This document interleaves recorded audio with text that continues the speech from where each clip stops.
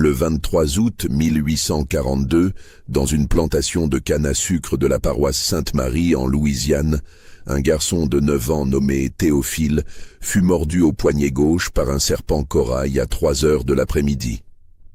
À 1 heure du matin, alors que tout le monde avait abandonné l'espoir et préparé le linceul, l'enfant ouvrit les yeux et demanda de l'eau.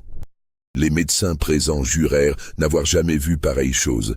Mais ce qui se passa ensuite, dans les semaines qui suivirent, allait diviser la communauté et faire disparaître à jamais certains documents de la plantation Belle-Rive. Si cette histoire vous intrigue déjà, abonnez-vous à cette chaîne et dites-nous en commentaire de quelle ville vous nous écoutez. Maintenant, laissez-moi vous raconter ce qui s'est réellement passé dans cette plantation oubliée du sud de la Louisiane. La paroisse Sainte-Marie, en cette année 1842, s'étendait le long du bayou Teche, comme une succession de royaumes verts et humides. Les plantations y prospéraient dans une chaleur suffocante, bâties sur les fortunes du sucre et du coton, édifiées sur le dos d'hommes et de femmes arrachés à l'Afrique ou nés dans les chênes sur le sol américain. La Louisiane avait été territoire français jusqu'en 1803, et bien que désormais américaine, elle conservait cette étrange mémoire française dans ses lois, ses noms, ses coutumes et cette langue créole qui mélangeait le français des maîtres, les dialectes africains des esclaves et les murmures des populations amérindiennes déplacées. La plantation Belle-Rive comptait parmi les plus vastes propriétés de la région. Elle s'étendait sur plus de 2000 acres le long du bayou, ses champs de canne ondulant sous le vent chaud comme une mer verte et coupante. La grande maison, construite dans le style créole avec ses larges galeries et ses colonnes blanches, se dressait au bout d'une allée bordée de chênes centenaires couverts de mousse espagnole. Derrière, invisible depuis la route mais omniprésent dans la vie de la plantation, se trouvaient les quartiers des esclaves, une quarantaine de cabanes alignées en rangées strictes, les entrepôts, la sucrerie avec sa haute cheminée de briques, et plus loin encore, les champs qui s'étiraient jusqu'à disparaître dans la brume matinale. Monsieur Augustin Lavallée, propriétaire de Belle-Rive, était un homme de 52 ans dont les ancêtres français s'étaient installés en Louisiane au début du XVIIIe siècle. Il se distinguait des planteurs anglophones par son attachement aux anciennes traditions françaises et sa participation régulière aux offices catholiques de la petite église paroissiale. Madame Lavallée, née Célestine Dubourg, était une femme frêle et pieuse qui supervisait la maison avec une efficacité discrète. Ils avaient 3 enfants. Édouard, l'aîné de 24 ans qui étudiait le droit à la Nouvelle-Orléans. Margot, 17 ans, et le jeune Philippe, à peine 12 ans, qui passait ses journées entre les leçons avec le précepteur et l'exploration des environs de la plantation. La plantation employait 138 personnes asservies, chacune avec un rôle défini dans la machine complexe qui transformait la canne en sucre et le sucre en fortune. Théophile était l'un des plus jeunes, fils de Delphine, cuisinière de la grande maison, et d'un père dont le nom n'apparaissait dans aucun registre. Depuis ses 6 ans, l'enfant servait comme garçon de course et aide aux écuries. Sa petite taille et son agilité le rendaient utile pour les tâches que les adultes trouvaient difficiles. On le voyait courir entre la grande maison et les bâtiments annexes, portant des messages, des paniers, des outils. Il était vif, intelligent, et malgré les circonstances de sa naissance, il avait cette lumière dans les yeux que même l'esclavage ne parvenait pas toujours à éteindre complètement. L'été de 1842 fut particulièrement accablant. La chaleur s'abattait sur la Louisiane avec une intensité inhabituelle, même pour cette région habituée aux températures extrêmes. Les températures dépassaient régulièrement 100 degrés Fahrenheit à l'ombre. L'air était si épais d'humidité qu'on avait l'impression de respirer à travers un linge mouillé. Les moustiques formaient des nuages au crépuscule, et avec eux venaient les fièvres qui emportaient régulièrement esclaves et maîtres sans distinction. Le bayou Teche lui-même semblait stagner, ses eaux brunâtres presque immobiles sous le soleil implacable. C'est dans ce contexte étouffant que se déroulaient les journées interminables des habitants de Belle-Rive. Le travail dans les champs commençait avant l'aube, lorsque la première cloche résonnait dans l'obscurité encore fraîche. Les hommes, Les femmes et même les enfants assez âgés se rendaient aux champs pour le sarclage, l'irrigation, la surveillance constante des plants de canne. À midi, on accordait une pause d'1 heure, moment durant lequel les travailleurs s'effondraient à l'ombre rare, trop épuisés parfois même pour manger la maigre ration de maïs et de lard. Puis le travail reprenait jusqu'au coucher du soleil, et parfois bien au-delà durant la saison de la récolte. Théophile, de par sa position dans la maison plutôt qu'au champ, jouissait de certains privilèges relatifs. Sa mère Delphine veillait à ce qu'il mange suffisamment, lui donnant souvent les restes de la table des maîtres. Il dormait dans une petite alcôve près des cuisines, plutôt que dans les cabanes surpeuplées des quartiers.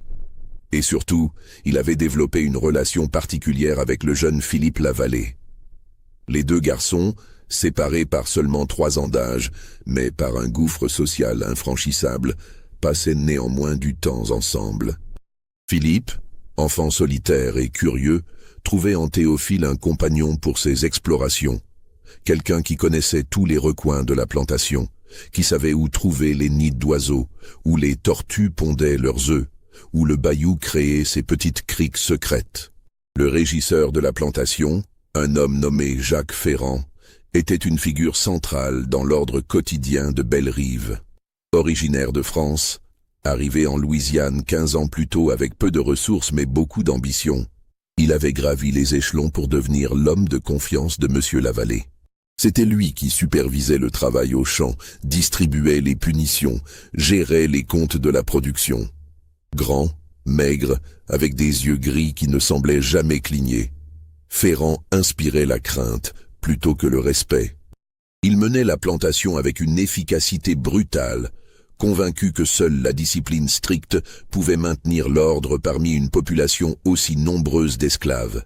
Il existait également, dans les marges de la plantation, des figures moins visibles, mais tout aussi importantes.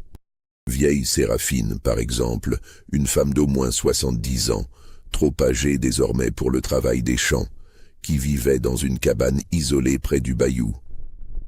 Elle servait de sage-femme et de guérisseuse pour la communauté esclave, connaissant les plantes médicinales et les remèdes transmis de génération en génération. Les esclaves venaient la consulter pour leurs maux, leurs blessures, leurs questions sur l'avenir.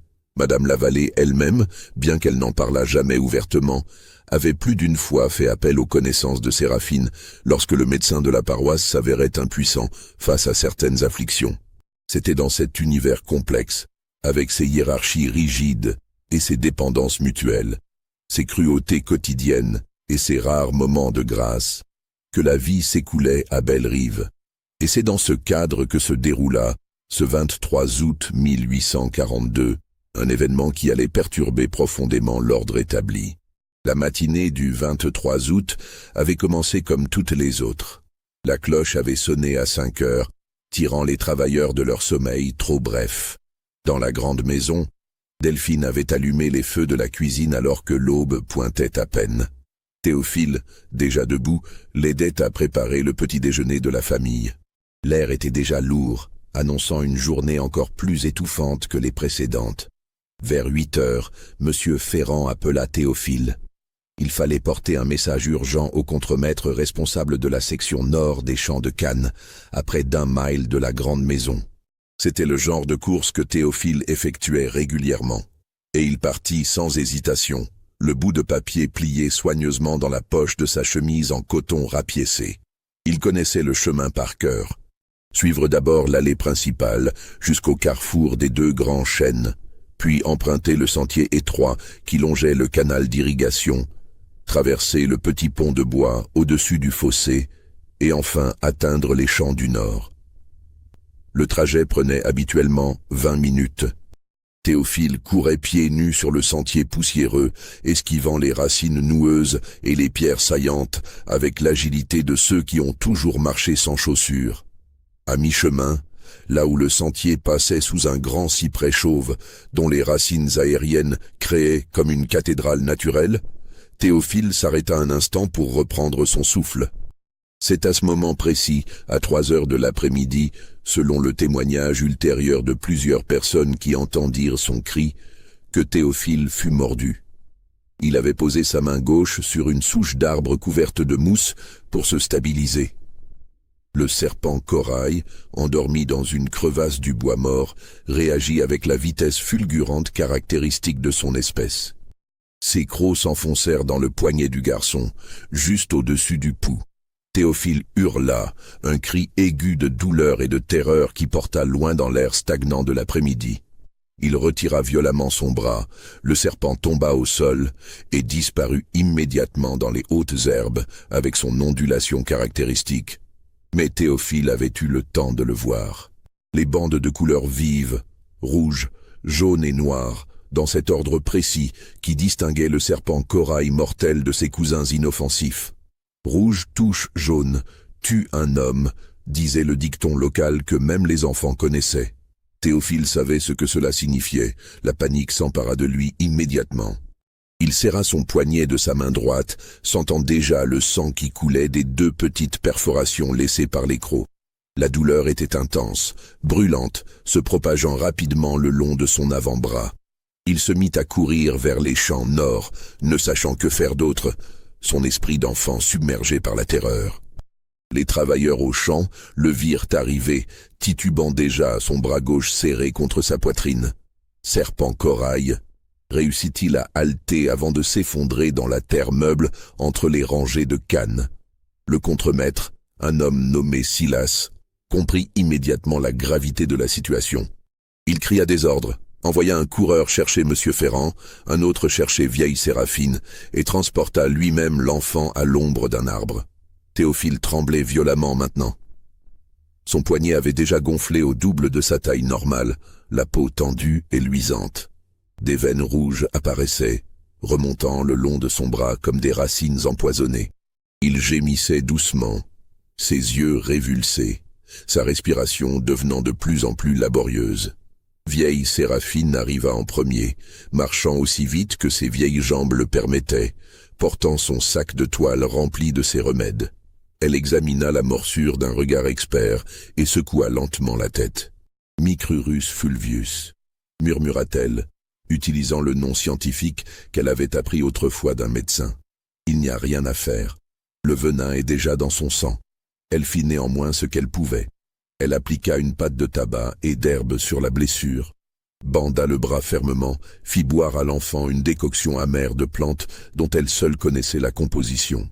Mais ses gestes étaient ceux de quelqu'un qui accomplit un rituel sans illusion quant à son efficacité. Elle avait vu des adultes robustes mourir en moins de 3 heures d'une morsure de serpent corail. Pour un enfant aussi frêle que Théophile, les chances étaient nulles. Monsieur Ferrand arriva ensuite à cheval, soulevant un nuage de poussière rouge. Il descendit de sa monture et contempla l'enfant qui convulsait maintenant sur le sol. « Remportez-le au quartier », ordonna-t-il d'une voix neutre. « Allez chercher sa mère, et envoyez quelqu'un prévenir le docteur Lambert, même si je doute qu'il arrive à temps. » On transporta Théophile jusqu'à la cabane que Delphine partageait avec 3 autres femmes. On le déposa sur la paillasse où il dormait d'habitude. Delphine, alertée par les cris, arriva en courant des cuisines, son tablier encore taché de farine. Quand elle vit son fils, sa main monta à sa bouche pour étouffer un sanglot. Elle s'agenouilla près de lui, prit sa petite main valide dans les siennes, murmurant des prières en créole, des supplications à tous les saints qu'elle connaissait. Le jeune Philippe Lavallée, qui jouait près des écuries, entendit la commotion. Il courut jusqu'au quartier des esclaves, ce qui lui était normalement interdit, et se fraya un chemin parmi la foule qui s'était rassemblée devant la cabane de Delphine. Quand il vit Théophile, étendu et tremblant, son visage devenant gris, ses lèvres prenant une teinte bleutée, il se mit à pleurer. Ce n'était pas un esclave qu'il voyait mourir, mais son ami, le garçon qui lui avait appris à grimper aux arbres et à attraper les écrevisses dans le bayou. Le docteur Lambert arriva vers 5 heures, ayant chevauché depuis le bourg voisin. C'était un homme corpulent d'une 60aine d'années, dont la compétence était limitée, mais qui était le seul médecin disponible dans un rayon de 20 miles. Il examina Théophile, prit son pouls qui faiblissait, observa les pupilles dilatées, la respiration haletante et superficielle, les muscles qui se contractaient de manière incontrôlée. Le venin du serpent corail est neurotoxique, expliqua-t-il à M. Ferrand qui se tenait près de la porte. Il paralyse progressivement tous les muscles du corps, y compris ceux qui contrôlent la respiration. Il n'existe aucun antidote. Tout ce que nous pouvons faire est attendre. Il s'interrompit, puis ajouta avec une franchise brutale. L'enfant sera mort avant l'aube. C'est presque certain. Delphine poussa un gémissement déchirant en entendant ces mots. D'autres femmes vinrent la soutenir, l'entourant de leurs bras, partageant silencieusement sa douleur. Car elles connaissaient toute cette souffrance, cette impuissance devant la mort qui frappait si souvent et si arbitrairement dans leur communauté. Les heures qui suivirent furent une torture pour tous les présents. Théophile alternait entre des moments de conscience et d'inconscience. Parfois, il ouvrait les yeux et semblait reconnaître sa mère, essayant de lui sourire malgré la douleur. D'autres fois, il s'enfonçait dans des abîmes où personne ne pouvait le suivre, son corps secoué de spasmes terribles. Le docteur Lambert resta, davantage pour observer le processus que dans l'espoir de pouvoir intervenir. Il prenait des notes dans un petit carnet, documentant cliniquement les différentes phases de l'empoisonnement. Vers 9 heures du soir, Théophile sembla se calmer. Ses convulsions s'espacèrent, puis cessèrent complètement. Sa respiration, qui avait été si laborieuse, devint presque imperceptible.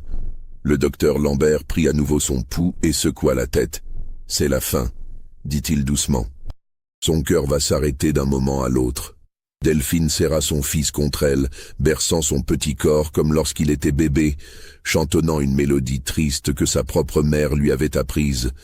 Les autres femmes psalmodiaient des prières. Vieille Séraphine, assise dans un coin, les yeux fermés, murmurait des paroles dans une langue que personne ne comprenait, des mots venus d'Afrique, transmis à travers les générations, malgré tous les efforts pour effacer ses mémoires. À 10 heures, le pouls de Théophile était tellement faible que même le docteur Lambert ne le percevait plus. L'enfant était immobile, ses yeux fermés, sa poitrine ne se soulevant plus de manière visible. Le médecin approcha un miroir de sa bouche et ne vit aucune trace de condensation. Il plaça son stéthoscope sur la petite poitrine et écouta longuement. Finalement, il se redressa et prononça les mots que tout le monde redoutait. « Il est parti.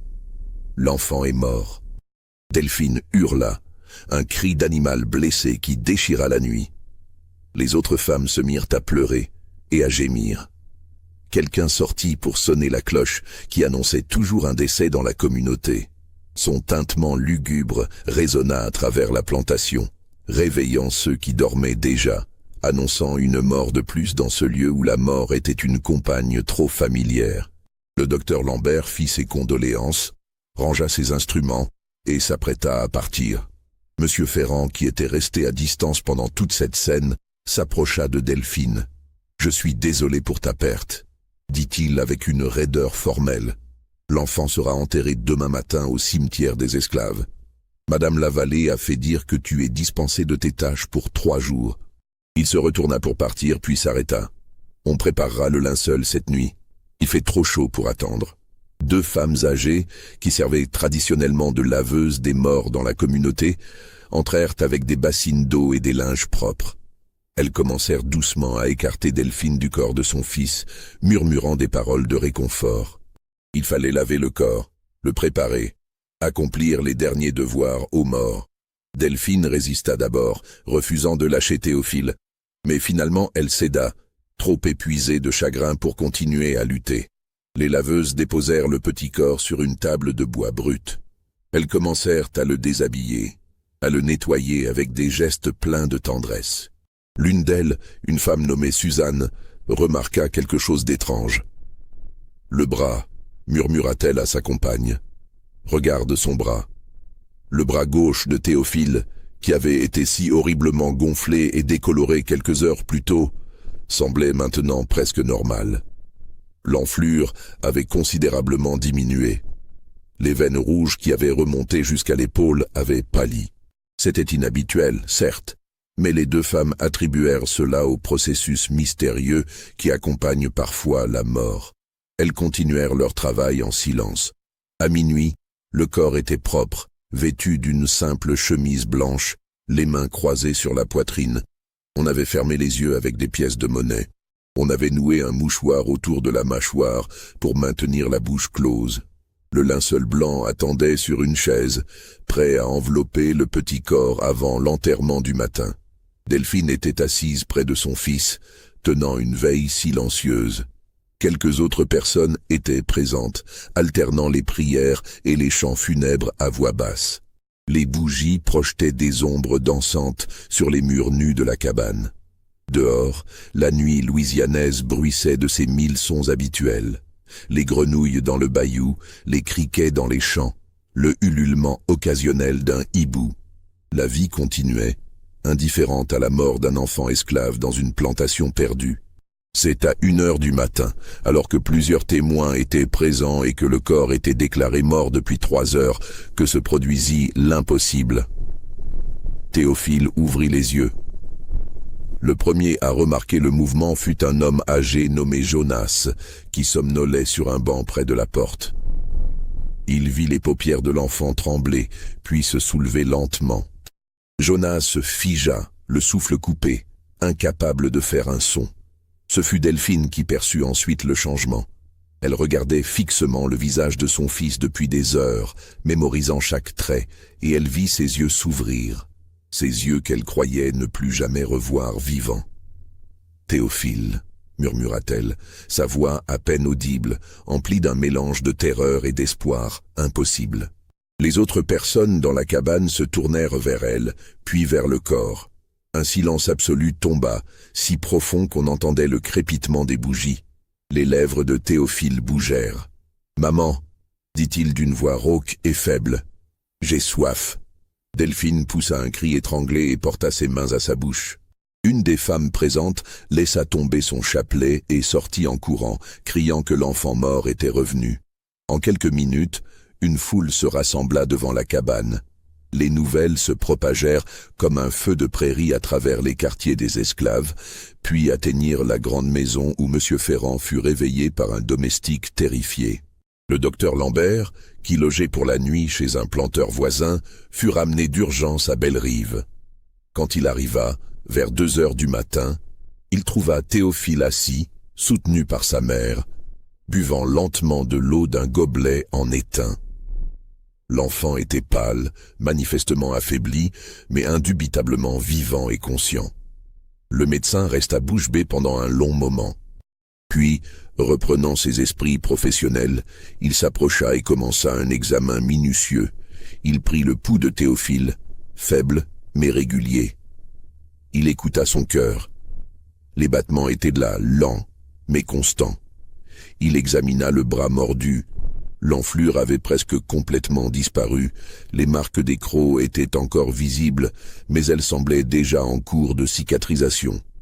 Il regarda dans les yeux de l'enfant.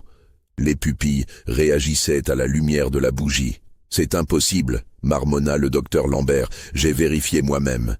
Il était mort, aucun pouls, aucune respiration, c'est médicalement impossible, mais Théophile était là, bien vivant, demandant de l'eau et même un peu de nourriture. Le docteur Lambert passa la nuit entière à l'examiner, à prendre des notes frénétiques, à essayer de comprendre ce qu'il venait de voir. Il interrogea Delphine, les laveuses des morts, tous ceux qui avaient été présents. Tous confirmaient la même chose. L'enfant était mort, absolument mort, pendant au moins 3 heures, et puis il avait simplement ouvert les yeux et demandé à boire. C'était peut-être un état de mort apparente, suggéra finalement le docteur Lambert, s'accrochant à la seule explication rationnelle qu'il pouvait concevoir. Une catalepsie induite par le venin. Le cœur et la respiration ralentis à un point tel qu'ils deviennent indétectables. C'est extrêmement rare, mais j'ai lu des cas similaires dans la littérature médicale. Personne ne sembla convaincu par cette explication, lui-même le premier, car le docteur Lambert savait ce qu'il avait vérifié. Il avait utilisé son stéthoscope, le meilleur instrument disponible pour détecter les battements du cœur.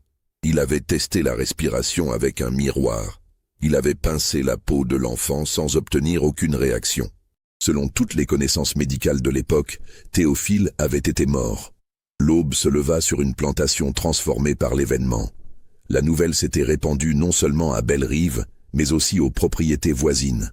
Des esclaves d'autres plantations, venus livrer des marchandises ou porter des messages, rapportaient l'histoire chez eux. Vers midi, toute la paroisse Sainte-Marie parlait du garçon qui était revenu de la mort. Les réactions variaient selon les personnes et leurs croyances. Parmi les esclaves, beaucoup virent dans cet événement un signe des dieux africains. Ces divinités qu'ils vénéraient en secret, malgré les efforts des maîtres pour imposer le catholicisme. Vieille Séraphine déclara que Théophile avait été touché par Dambala, le grand serpent, et que le serpent corail n'avait pas voulu le tuer, mais l'initier. D'autres parlaient de zombification inversée, de magie créole, de pacte avec des forces invisibles. Les Lavalais et la plupart des planteurs blancs préféraient l'explication du docteur Lambert, aussi insatisfaisante fût-elle. Une catalepsie, un état de mort apparente, une erreur de diagnostic dans des conditions difficiles. C'était rationnel, c'était scientifique, c'était acceptable pour des esprits éduqués du XIXe siècle. Madame Lavallée, particulièrement pieuse, y voyait un miracle de la Vierge Marie à qui elle avait prié pour l'enfant. Elle fit dire une messe d'action de grâce à l'église paroissiale. Mais il y avait aussi ceux qui réagissaient avec peur et suspicion. Monsieur Ferrand était de ceux-là. Il considérait tout événement inexplicable comme une menace potentielle à l'ordre de la plantation. Un esclave qui revenait de la mort, quelle qu'en soit l'explication, était une anomalie dangereuse. Cela pouvait donner des idées aux autres, alimenter des superstitions, créer une agitation qu'il serait difficile de contrôler. Si vous êtes aussi troublé que moi par ce qui vient de se passer, prenez un moment pour laisser un commentaire ci-dessous. Dites-moi ce que vous pensez de cette résurrection impossible. Et maintenant, écoutez ce qui arriva ensuite, car les vraies questions ne faisaient que commencer. C'est vieille Séraphine qui remarqua les premiers signes. Environ 3 semaines après l'incident du serpent, elle observa Théophile traverser la cour, entre la grande maison et les quartiers.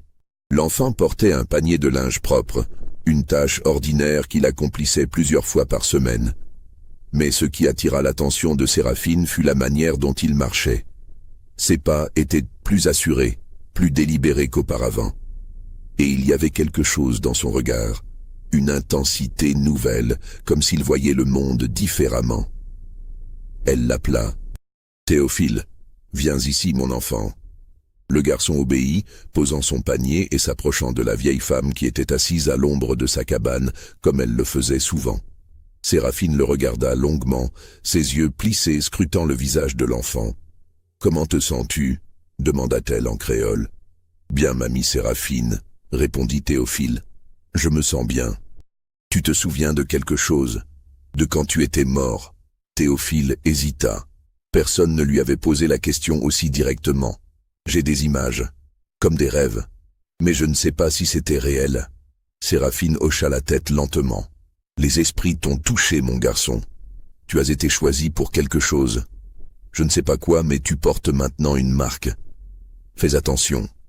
Il y a des forces dans ce monde que nous ne comprenons pas. » Les jours suivants, d'autres observations étranges commencèrent à s'accumuler.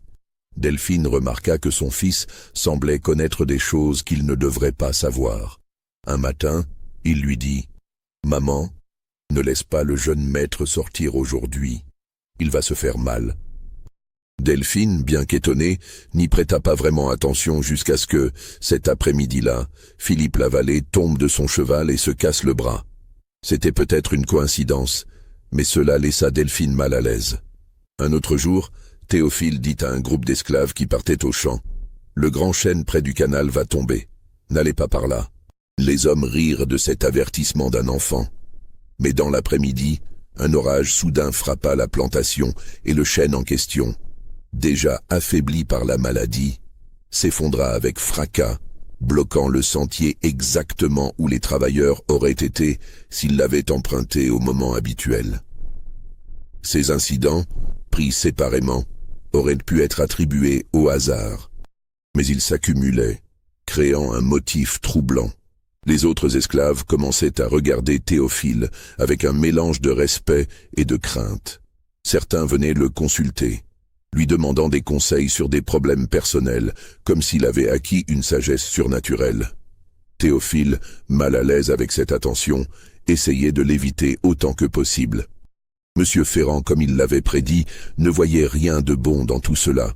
Il rapporta ses inquiétudes à Monsieur Lavallée. Les esclaves traînent ce garçon comme une sorte de prophète. Cela mine l'autorité.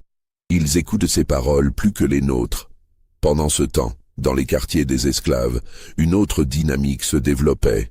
Certains, particulièrement les plus âgés, se rappelaient d'anciennes histoires venues d'Afrique, des récits de personnes qui étaient mortes et revenues avec des dons de divination, des capacités de guérison ou la faculté de communiquer avec les ancêtres. Dans leur tradition, ceux qui franchissaient la frontière entre la vie et la mort et revenaient étaient considérés comme des intermédiaires, des ponts entre les mondes visibles et invisibles. Théophile, au centre de toute cette agitation, était de plus en plus confus et effrayé. Il ne comprenait pas ce qui lui arrivait. Les rêves qu'il avait mentionnés à Philippe continuaient, devenant plus intenses et plus fréquents. Dans ses rêves, il voyait des choses, des événements qui ne s'étaient pas encore produits, des lieux qu'il n'avait jamais visités, des visages de personnes qu'il ne connaissait pas. Et toujours, il entendait cette voix, ni masculine ni féminine, qui lui parlait dans une langue qu'il comprenait sans la connaître. Une nuit, début novembre, Théophile se réveilla en criant. Il avait rêvé d'un feu, un incendie terrible qui ravageait les champs de canne. Il voyait les flammes oranges et rouges s'élevant dans le ciel nocturne, entendait les cris des gens qui fuyaient. Le rêve était si vivide qu'il pouvait sentir la chaleur et la fumée. 2 jours plus tard, un incendie se déclara effectivement dans un champ de canne. Heureusement, il fut découvert rapidement et maîtrisé avant de causer des dégâts majeurs. Mais l'origine du feu restait mystérieuse. Monsieur Ferrand soupçonnait un acte de sabotage, quelqu'un qui aurait délibérément allumé le feu, mais il ne put jamais le prouver. Parmi les esclaves, le fait que Théophile avait prévu l'incendie 2 jours à l'avance devint une légende qui circula de bouche à oreille. C'était trop pour Ferrand. Il confronta Monsieur Lavallée de manière plus insistante. Cet enfant est devenu un foyer de troubles. Il prédit des catastrophes. Les esclaves le vénèrent comme un sorcier. C'est exactement ce que je craignais. Nous devons agir maintenant avant que la situation n'échappe à tout contrôle. Cette fois, Monsieur Lavallée sembla plus réceptif. Les événements étranges s'accumulaient au point qu'il devenait difficile de les ignorer. Cette suggestion fut finalement adoptée malgré les protestations de Delphine et les larmes de Théophile. Le garçon fut assigné au champ, travaillant avec les adultes malgré son jeune âge. C'était un travail épuisant pour un enfant, mais c'était aussi une manière de le rendre invisible, de dissiper l'aura mystique qui s'était formée autour de lui. Philippe Lavallée, quand il apprit la nouvelle, courut trouver son père. « Père, vous ne pouvez pas faire ça. Théophile est trop petit pour le travail des champs. Philippe, tu es assez grand maintenant pour comprendre certaines choses. Cet esclave n'est pas ton ami. Il ne peut pas l'être. Il y a un ordre dans ce monde que nous devons maintenir. Ce garçon est devenu une perturbation. Nous faisons ce qui est nécessaire. Mais c'est injuste, protesta Philippe, les larmes aux yeux. La vie est souvent injuste, répondit son père d'une voix plus douce. C'est une leçon que tu dois apprendre. Maintenant, retourne à tes études. Et je ne veux plus t'entendre parler de cet esclave. Est-ce clair? Philippe acquiesça misérablement et quitta le bureau de son père. Cette nuit-là, il pleura dans son lit, sentant qu'une partie de son enfance venait de se terminer brutalement. Pendant ce temps, dans la grande maison, les Lavallée recevaient une lettre troublante. Elle venait d'un planteur nommé Honoré Deschamps, propriétaire d'une plantation située à environ 50 miles au nord. Deschamps écrivait pour s'enquérir d'un esclave qui serait revenu de la mort après une morsure de serpent. Il avait entendu parler de l'incident et, curieusement, il exprimait un intérêt pour étudier ce cas remarquable. Monsieur Lavallée trouva cette lettre étrange. Comment Deschamps avait-il entendu parler de Théophile? Et pourquoi un planteur s'intéresserait-il à un tel cas? Intrigué, Lavallée répondit poliment, confirmant que l'incident avait eu lieu, mais l'attribuant à une erreur de diagnostic médical. Il n'invita pas Deschamps à venir voir Théophile. Mais Deschamps ne se laissa pas dissuader. Une semaine plus tard, il arriva à Bellerive sans invitation, accompagné d'un homme qu'il présenta comme le docteur Armand Leclerc, un spécialiste des phénomènes médicaux inexpliqués venu de la Nouvelle-Orléans. Ce docteur Leclerc était un personnage singulier. Grand et maigre, avec des cheveux argentés tirés en arrière et des yeux perçants derrière des lunettes à monture d'or, il parlait avec un accent français prononcé et une précision maniaque. Il insista pour examiner Théophile, et M. Lavallée, mal à l'aise mais ne voulant pas paraître inhospitalier envers un invité, accepta. Théophile fut ramené des champs et conduit à la grande maison, où le docteur Leclerc l'attendait dans la bibliothèque. L'examen dura plus de 2 heures. Leclerc mesura chaque aspect du corps de l'enfant, testa ses réflexes, examina ses yeux avec des instruments étranges, posa des centaines de questions. Il semblait particulièrement intéressé par les cicatrices de la morsure et par les rêves que Théophile avait mentionnés. « Fascinant », murmurait-il constamment. « Absolument fascinant ». Quand l'examen fut terminé, Leclerc s'entretint longuement avec M. Lavallée et Deschamps, mais il refusa de partager ses conclusions avec quiconque d'autre. Il repartit le soir même, laissant derrière lui une atmosphère de mystère et de malaise. Philippe, qui avait espionné une partie de la conversation, entendit le docteur Leclerc dire à son père quelque chose qui le glaça. « Cet enfant n'est pas ce qu'il semble être, monsieur Lavallée. Son corps porte des marques que je n'ai vues que dans un seul autre cas, il y a 20 ans, en Haïti. Si j'ai raison sur ce qui lui est arrivé, vous devriez être extrêmement prudent. » Mais quand Philippe demanda plus tard à son père ce que cela signifiait, Lavallée refusa d'en discuter, lui disant seulement de ne pas s'inquiéter et de retourner à ses études. Le mois de janvier 1843 apporta avec lui non seulement la nouvelle année, mais aussi un changement de saison et d'atmosphère à Bellerive. Les pluies hivernales transformèrent les chemins en boue épaisse, et le bayou Teche déborda légèrement, inondant les zones basses de la plantation. Le travail au champ devint encore plus pénible, les travailleurs pataugeant dans la terre détrempée, leurs vêtements constamment humides et froids. C'est durant cette période que survint un événement qui allait précipiter la crise finale.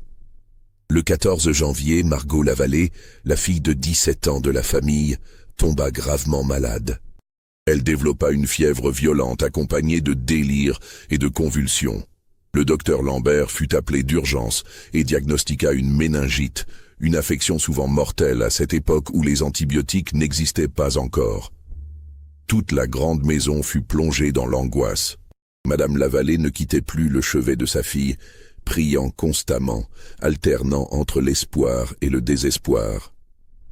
Monsieur Lavallée, habituellement si maître de lui, marchait de long en large dans sa bibliothèque, impuissant face à la maladie qui consumait son enfant. Philippe, terrifié à l'idée de perdre sa sœur, se réfugiait dans les écuries, incapable de supporter l'atmosphère étouffante de la maison. Le docteur Lambert fit tout ce qu'il pouvait, appliquant des sangsues, administrant du laudanum pour calmer les convulsions, tentant de faire baisser la fièvre avec des compresses d'eau froide. Mais après 3 jours, l'état de Margot ne s'était pas amélioré. Au contraire, elle semblait s'affaiblir progressivement. Le médecin prit M. Lavallée à part et lui dit franchement « Préparez-vous au pire. Si la fièvre ne cède pas d'ici demain, je ne donne pas cher de ses chances. » Cette nuit-là, la 17e de janvier, la nouvelle de l'état critique de Margot se répandit au quartier des esclaves. Malgré la distance sociale qui séparait les maîtres des esclaves, il existait une certaine sympathie pour la jeune fille, qui avait toujours traité les domestiques avec une gentillesse relative. Plusieurs personnes murmurèrent des prières pour elle. Théophile, en entendant la nouvelle, fut pris d'une agitation inhabituelle. Il tourna en rond dans sa cabane, murmurant pour lui-même, les yeux fixés sur un point invisible dans l'espace. Delphine, inquiète, lui demanda ce qui n'allait pas. « Je peux la sauver », dit soudain Théophile. Delphine se figea. « Quoi ? Mademoiselle Margot, je peux la sauver ? Je sais comment. Mon enfant, qu'est-ce que tu racontes? Tu n'es qu'un garçon. Tu n'as aucune formation médicale. Je sais, maman. Mais la voix me l'a dit. Elle m'a montré ce que je dois faire. Delphine sentit un frisson glacé parcourir son échine. Quelle voix, Théophile? De quoi parles-tu? Mais Théophile ne répondit pas. Il se dirigea vers la porte de la cabane. Je dois aller à la grande maison. Non. Delphine l'attrapa par le bras. Tu ne peux pas simplement aller là-bas. Ils vont te punir. Monsieur Ferrand pourrait te faire fouetter pour cette insolence. Mademoiselle Margot va mourir si je ne fais rien, dit Théophile avec une certitude qui glaça sa mère. Et je ne peux pas laisser ça arriver. Avant que Delphine ne puisse l'arrêter, il sortit de la cabane et se mit à courir vers la grande maison. Plusieurs personnes le virent passer. Un enfant courant pieds nus dans la boue froide de janvier, son visage déterminé et étrange dans la lumière de la lune presque pleine. Théophile atteignit la grande maison et, sans hésitation, monta les marches de la galerie et frappa à la porte principale. C'était un acte d'audace extraordinaire pour un esclave, particulièrement un enfant. La porte s'ouvrit sur un domestique stupéfait qui était sur le point de repousser rudement l'enfant quand Théophile dit d'une voix forte « Je dois voir Monsieur Lavallée. Je peux sauver Mademoiselle Margot. » Le domestique hésita, puis quelque chose dans l'intensité de l'enfant le convainquit d'aller chercher le maître. Monsieur Lavallée apparut quelques instants plus tard, son visage ravagé par l'inquiétude et le manque de sommeil. « Que veux-tu, garçon » demanda-t-il d'une voix fatiguée. « Je peux guérir votre fille, monsieur, » dit Théophile. « Je sais ce qui ne va pas chez elle, et je sais comment la soigner. » Lavallée le regarda comme s'il était devenu fou. « Tu n'es qu'un enfant, un esclave. Comment oserais-tu prétendre savoir quelque chose que le docteur Lambert ignore? »« Je ne sais pas comment je le sais, monsieur, » répondit Théophile avec une franchise désarmante. « Mais je le sais. S'il vous plaît, laissez-moi essayer. Qu'avez-vous à perdre ?» C'était précisément l'argument qui pouvait toucher un père désespéré. Lavallée regarda l'enfant longuement, ses pensées visibles sur son visage. La superstition autour de ce garçon, les événements étranges, la possibilité qu'il possède réellement un don quelconque.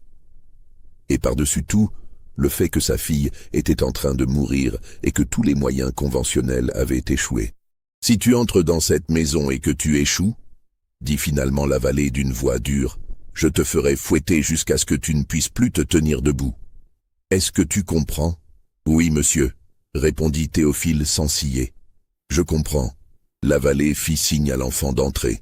Ils montèrent à l'étage, vers la chambre où Margot gisait, inconsciente et brûlante de fièvre. Madame Lavallée et le docteur Lambert étaient présents, ainsi qu'une infirmière. Tous se tournèrent avec surprise en voyant l'enfant esclave entrer. « Augustin, qu'est-ce que cela signifie ?» demanda Madame Lavallée. « Cet enfant prétend pouvoir guérir Margot, » expliqua Lavallée. « Je sais que cela semble absurde, mais... » Il ne termina pas sa phrase, laissant son désespoir parler pour lui. Le docteur Lambert éclata d'un rire amer. « C'est de la folie. Laissez-moi deviner, monsieur Lavallée. C'est ce garçon qui est revenu de la mort. Et maintenant vous pensez qu'il a des pouvoirs magiques de guérison. Docteur, dit Lavallée d'une voix tendue, vous-même avez dit qu'elle mourrait avant l'aube. Si cet enfant ne peut rien faire, elle mourra de toute façon. Qu'avons-nous à perdre en le laissant essayer? » Lambert allait protester, mais Madame Lavallée intervint. « Laissez-le faire, dit-elle doucement. Si la Providence a vraiment touché cet enfant comme je le crois, peut-être est-ce pour ce moment précis. » Théophile s'approcha du lit où Margot gisait. La jeune fille était presque méconnaissable. Son visage habituellement rose et plein de vie était maintenant cireux et émacié. Sa respiration était superficielle et irrégulière. Sa chemise de nuit était trempée de sueur malgré les compresses froides qu'on avait placées sur son front. Théophile ferma les yeux et plaça ses mains au-dessus de la tête de Margot sans la toucher. Il resta ainsi pendant plusieurs minutes, parfaitement immobile, semblant écouter quelque chose que personne d'autre ne pouvait entendre. Les adultes dans la pièce observaient avec un mélange de scepticisme et d'espoir désespéré. Finalement, Théophile ouvrit les yeux. « Elle ne doit plus boire d'eau », dit-il d'une voix claire. Son corps ne peut plus la traiter. Cela augmente la pression dans son crâne. Vous devez cesser de lui en donner, même si elle semble avoir soif. Le docteur Lambert secoua la tête. C'est ridicule. La déshydratation ne fera qu'empirer son état. Non, insista Théophile avec une autorité étrange chez un enfant. C'est l'eau qui la tue. Et vous devez élever sa tête, pas la garder à plat. Cela aide à réduire la pression. C'étaient des recommandations qui, nous le savons aujourd'hui avec le recul de la médecine moderne, étaient précisément correctes pour traiter certains types de méningite avec œdème cérébral. Mais à cette époque, elles allaient complètement à l'encontre de la pratique médicale conventionnelle. Lambert allait refuser catégoriquement, mais Lavallée l'arrêta d'un geste. « Faites ce qu'il dit. »« Docteur, » interrompit Lavallée, sa voix soudain dure comme l'acier, « soit vous suivez les instructions de cet enfant, soit vous quittez cette maison immédiatement. Choisissez. » Lambert, outré mais conscient qu'il ne pouvait pas défier le propriétaire de la plantation, céda à contre-cœur. On plaça plusieurs oreillers sous la tête de Margot pour l'élever. On cessa de lui faire boire de l'eau. « Maintenant, » continua Théophile, « vous devez faire une décoction de ces plantes. » Il récita une liste de plantes que vieille Séraphine utilisait, des plantes connues pour leurs propriétés anti-inflammatoires et diurétiques. Faites-lui boire cela, juste quelques gorgées toutes les heures. On envoya quelqu'un réveiller Séraphine et la faire venir à la grande maison, chose qui ne s'était jamais produite auparavant. La vieille femme, stupéfaite et un peu effrayée, prépara la décoction selon les instructions de Théophile. Le liquide verdâtre et amer fut donné à Margot à la cuillère, quelques gouttes à la fois. Puis il n'y eut plus rien à faire qu'attendre. Les heures s'écoulèrent avec une lenteur agonisante. Théophile resta assis dans un coin de la chambre, silencieux et immobile, ses yeux fixés sur Margot. Personne ne le renvoya. Tous attendaient, suspendus entre l'espoir et le désespoir. Vers 4 heures du matin, quelque chose changea. La respiration de Margot devint plus régulière. Sa peau, qui avait été brûlante au toucher, sembla se rafraîchir légèrement. Madame Lavallée, qui tenait la main de sa fille, poussa un petit cri. « Elle serre ma main. » Le docteur Lambert se précipita pour examiner la jeune fille. Son pouls était plus fort.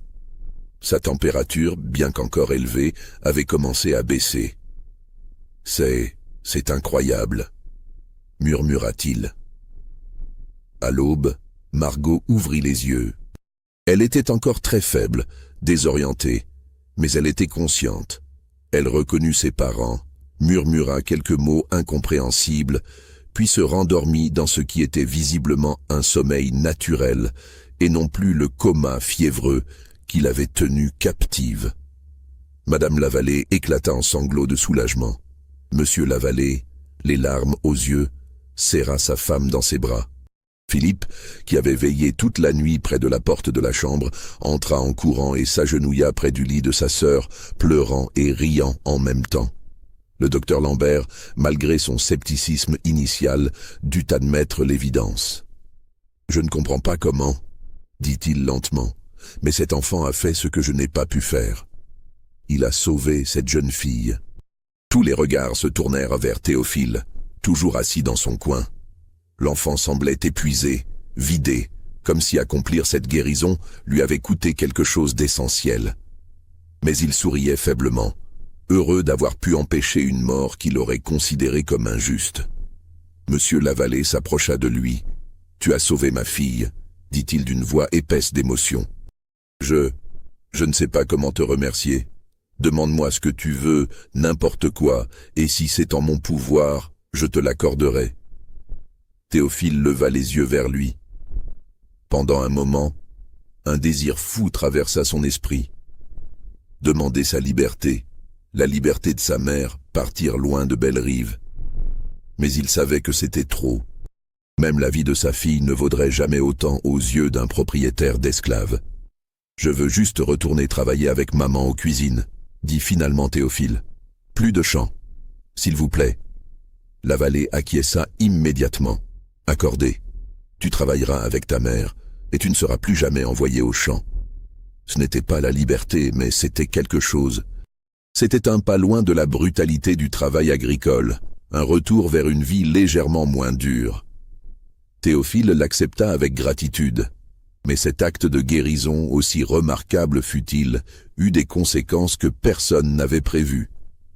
La nouvelle se répandit comme une traînée de poudre, non seulement à Bellerive, mais dans toute la paroisse et au-delà. L'enfant esclave qui était revenu de la mort avait maintenant guéri la fille d'un planteur blanc d'une maladie mortelle. La décision de M. Lavallée de vendre Théophile fut prise par une froide matinée de février 1843. Cela faisait presque un mois que la guérison de Margot, et loin de se calmer, l'agitation autour de l'enfant n'avait fait qu'empirer. Des visiteurs arrivaient presque quotidiennement à Bellerive, certains curieux, d'autres avec des intentions moins claires. Un journal de la Nouvelle-Orléans avait même publié un article sur le mystérieux enfant guérisseur de la paroisse Sainte-Marie. Lavallée fit venir un marchand d'esclaves nommé Jérôme Dupuis, un homme dont la réputation était de pouvoir faire disparaître des esclaves problématiques sans laisser de traces. Ils se rencontrèrent dans la bibliothèque, loin des oreilles indiscrètes. « Je veux que cet enfant soit vendu discrètement », expliqua Lavallée. « Pas ici en Louisiane, quelque part loin où personne ne le connaîtra. »« Je comprends », répondit Dupuis avec un sourire qui n'atteignait pas ses yeux. « J'ai justement un contact au Texas qui cherche des domestiques pour une grande propriété isolée. Personne ne posera de questions là-bas. Bien, arrangez cela rapidement et discrètement. » Ils négocièrent un prix et l'affaire fut conclue. Le transfert aurait lieu dans une semaine. Mais les secrets sont difficiles à garder dans une plantation. Quelqu'un entendit, quelqu'un chuchota, et en quelques heures, toute la communauté esclave savait que Théophile allait être vendu. La réaction fut immédiate et viscérale. Delphine, en apprenant la nouvelle, courut vers la grande maison, oubliant toute prudence. Elle supplia Madame Lavallée, tombant à genoux devant elle, pleurant et implorant qu'on ne lui enlève pas son fils. Madame Lavallée, le cœur brisé mais incapable de contredire son mari, ne put qu'offrir des paroles creuses de réconfort. Vieille Séraphine rassembla les anciens pour une réunion d'urgence. « Ils vont nous prendre l'enfant béni », dit-elle d'une voix tremblante de colère. « Ils ont peur de lui parce qu'il possède un pouvoir qu'ils ne comprennent pas. Nous ne pouvons pas laisser faire cela. »« Que pouvons-nous faire ?» demanda quelqu'un. « Nous sommes des esclaves. Nous n'avons aucun pouvoir. »« Nous avons plus de pouvoir que vous ne le pensez, » répliqua Séraphine, ses vieux yeux brillants d'une détermination féroce. « Il est temps de rappeler à ces gens que nous ne sommes pas simplement des outils qu'ils peuvent utiliser et jeter à leur guise. » Philippe, quand il apprit la nouvelle, confronta son père avec une colère qu'il n'avait jamais osé montrer auparavant. « Vous ne pouvez pas vendre Théophile, il a sauvé Margot, il nous a aidés. »« Philippe, tu ne comprends pas les complexités de la situation, » répondit son père avec lassitude. « Non, » cria le garçon, les larmes coulant sur son visage. « C'est vous qui ne comprenez pas. Vous traitez les gens comme des objets. Théophile n'est pas juste un esclave, c'est une personne. C'est mon ami. »« Contrôle-toi, » ordonna Lavallée sèchement. « Tu es trop jeune pour comprendre. Cette décision est prise pour le bien de tous, y compris pour Théophile lui-même. Là où il va, il sera oublié, et il pourra vivre une vie normale. Une vie normale, Philippe rit amèrement. Il sera esclave. Comment est-ce une vie normale? Sors d'ici, dit Lavallée, sa patience épuisée. Maintenant. Philippe sortit en claquant la porte, son cœur brisé et sa foi en son père profondément ébranlée. Théophile, étrangement, semblait calme face à son destin imminent. Quand Delphine vint le trouver, hystérique de chagrin, il la prit dans ses bras et la réconforta avec une maturité qui n'appartenait pas à un enfant de 9 ans. « C'est peut-être mieux ainsi, maman, » dit-il doucement. « Je cause trop de problèmes ici. Partout où je vais, des choses étranges se produisent, les gens ont peur de moi. Tu n'as rien fait de mal. sanglota Delphine. Tu as sauvé cette fille, tu as aidé les gens. Je sais, maman. Mais parfois, aider fait peur aux gens autant que nuire. Cette nuit-là, la nuit précédant le jour où Théophile devait être emmené, quelque chose d'extraordinaire se produisit. Les esclaves de Bellerive, dans un acte de résistance collectif rare et dangereux, cessèrent tout simplement de travailler. Pas violemment, pas avec des confrontations, mais silencieusement et obstinément. Quand la cloche du matin sonna, personne ne se présenta au champ.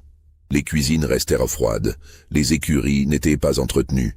C'était une grève, un concept que la plupart d'entre eux ne connaissaient même pas par son nom, mais qu'ils comprenaient instinctivement comme leur seul moyen de protestation. Monsieur Ferrand, en découvrant cela, devint fou de rage.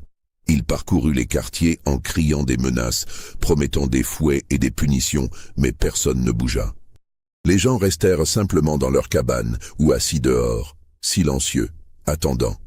Ils refusent de travailler jusqu'à ce que l'enfant reste, rapporta finalement Ferrand à la vallée, sa voix tendue par l'incrédulité et la colère. C'est une rébellion ouverte. Nous devons l'écraser immédiatement. Mais la vallée, regardant par la fenêtre de sa bibliothèque vers les quartiers silencieux, comprit quelque chose que Ferrand ne pouvait pas ou ne voulait pas voir. Ce n'était pas une rébellion violente qu'on pouvait écraser par la force. C'était quelque chose de plus profond, de plus dangereux. C'était l'affirmation collective de leur humanité, leur refus d'accepter passivement l'injustice. Si nous les punissons tous, dit lentement la vallée, nous n'aurons personne pour travailler. Si nous en punissons quelques-uns pour faire un exemple, les autres pourraient se soulever réellement. Nous sommes dans une position précaire, Ferrand. Alors que proposez-vous? Demanda Ferrand avec exaspération. La vallée resta silencieux longtemps. Finalement, il dit « Faites venir l'enfant ». Quand Théophile fut amené dans la bibliothèque, la vallée l'examina longuement. L'enfant le regardait en retour sans peur, ses yeux étranges et profonds. « Sais-tu ce qui se passe dehors » demanda la vallée. « Oui, monsieur. L'as-tu organisé » ? « Non, monsieur. Ils l'ont fait eux-mêmes, ils font cela pour toi. »« Oui, monsieur. » La vallée soupira profondément. « Je ne comprends pas ce que tu es, garçon. Je ne comprends pas comment tu peux savoir des choses que tu ne devrais pas savoir, comment tu peux faire des choses que tu ne devrais pas pouvoir faire. Mais je vois l'effet que tu as sur les gens. Je ne veux causer de problèmes à personne, monsieur, » dit Théophile doucement. « Si vous voulez me vendre, je partirai sans résistance. Mais s'il vous plaît, ne punissez personne pour ce qui se passe. Ils essaient juste de protéger quelqu'un qu'ils aiment. Est-ce si mal ?» Ces paroles, prononcées avec une dignité simple par un enfant esclave, touchèrent quelque chose en la vallée. Il pensa à sa propre fille, à comment il avait accepté l'aide de cet enfant pour la sauver, à la gratitude qu'il lui devait encore. « Va, dit-il finalement. Dis-leur de retourner au travail. Et tu resteras ici, à Bellerive. » Théophile cligna des yeux, stupéfait. « Monsieur, tu m'as entendu, tu resteras. Mais comprends ceci, tu ne seras plus dans la grande maison. Tu travailleras aux écuries, loin des regards. Tu ne feras plus de ce que tu fais. Plus de prédiction, plus de guérison. Tu vivras comme n'importe quel autre esclave. C'est le compromis. »« Je comprends, monsieur, » dit Théophile, sa voix tremblant légèrement de soulagement. « Merci. » Quand Théophile sortit et annonça la nouvelle au quartier, une célébration spontanée éclata. Les gens chantèrent, dansèrent, pleurèrent de joie. C'était une victoire petite, peut-être, dans le grand schéma de leur oppression, mais c'était une victoire néanmoins. Ils avaient agi collectivement et obtenu un résultat. Cela resterait dans leur mémoire collective comme preuve qu'ils n'étaient pas totalement impuissants. Les mois qui suivirent virent une normalisation graduelle à Bellerive. Théophile, fidèle à sa promesse, travailla tranquillement aux écuries. Il cessa de parler de ses rêves et de ses visions, gardant pour lui tout ce qu'il percevait. Mais ceux qui le connaissaient bien voyaient parfois cette lueur dans ses yeux, cette indication qu'il voyait plus que ce qui était visible aux autres. Philippe continua à le voir en secret, leur amitié survivant malgré les obstacles. Delphine, reconnaissant au-delà des mots que son fils soit resté avec elle, reprit ses tâches aux cuisines avec un cœur plus léger. Vieille Séraphine, dans sa sagesse, comprit que Théophile devait marcher un chemin difficile. Elle continua à l'instruire discrètement, lui enseignant comment contrôler et masquer ses dons, comment survivre dans un monde qui craignait ce qu'il représentait. Et Théophile lui-même. Il grandit, passant de l'enfance à l'adolescence dans les années qui suivirent. Il devint plus fort, plus sage, portant toujours en lui le mystère de ce qui s'était passé ce jour doux, où un serpent corail l'avait mordu et où, 10 heures plus tard, l'impossible s'était produit. Les documents officiels de la plantation Belle-Rive pour l'année 1842 mentionnent l'incident du serpent dans une seule ligne. Théophile, esclave domestique 9 ans, a survécu à une morsure de serpent venimeux. Incident notable. Aucune mention de sa mort temporaire, aucune référence à la guérison de Margot, aucun détail sur la grève ou la résistance collective. L'histoire officielle, comme toujours, cache plus qu'elle ne révèle. Mais dans la mémoire orale de la communauté esclave de la région, l'histoire de Théophile vécut longtemps. Elle fut racontée et re-racontée, changeant et s'enrichissant à chaque répétition, devenant une légende qui inspirait l'espoir dans les moments les plus sombres. Des décennies plus tard, longtemps après que l'esclavage lui-même eût été aboli, les descendants de ceux qui avaient connu Théophile racontaient encore l'histoire du garçon qui était mort et revenu, qui pouvait voir l'avenir, qui avait inspiré son peuple à se lever et à résister. Qu'est-il advenu de Théophile finalement? Les archives deviennent muettes. Son nom disparaît des registres de Belle-Rive en 1859, sans explication. Certains disent qu'il s'est échappé vers le nord via le chemin de fer clandestin. D'autres affirment qu'il a acheté sa liberté avec de l'or qu'il avait trouvé grâce à ses visions. D'autres encore murmurent qu'il n'est jamais parti, qu'il vécut jusqu'à un âge avancé sous un nom différent, guidant discrètement son peuple à travers les décennies tumultueuses qui suivirent. Alors, vous qui avez écouté cette histoire jusqu'au bout, qu'en pensez-vous? Était-ce un miracle, une coïncidence extraordinaire ou quelque chose que nous ne pouvons pas encore comprendre? Croyez-vous que Théophile ait réellement possédé des dons surnaturels ou y a-t-il une explication rationnelle à tout cela? Partagez vos pensées dans les commentaires ci-dessous. Et si cette histoire vous a troublé autant qu'elle m'a troublé en la recherchant, abonnez-vous à cette chaîne et partagez-la avec ceux qui apprécient les mystères authentiques de notre passé. Car le plus terrifiant dans cette histoire n'est pas ce qu'elle raconte, mais le fait qu'elle pourrait être vraie. Les archives sont là, fragmentées et incomplètes, mais elles existent. La plantation Belle-Rive a réellement existé dans la paroisse Sainte-Marie. Les registres paroissiaux confirment l'existence d'une famille Lavallée possédant une grande propriété dans cette région durant cette période. Et quelque part, dans les vieux documents jaunis conservés dans les archives de la Louisiane, il y a cette ligne énigmatique sur un enfant esclave nommé Théophile qui a survécu à l'impossible. Ce qui est certain, c'est que l'histoire de Théophile touche à quelque chose de profond dans l'expérience humaine. Notre capacité à survivre à l'inimaginable, à trouver de la force dans l'adversité, à résister même quand la résistance semble futile.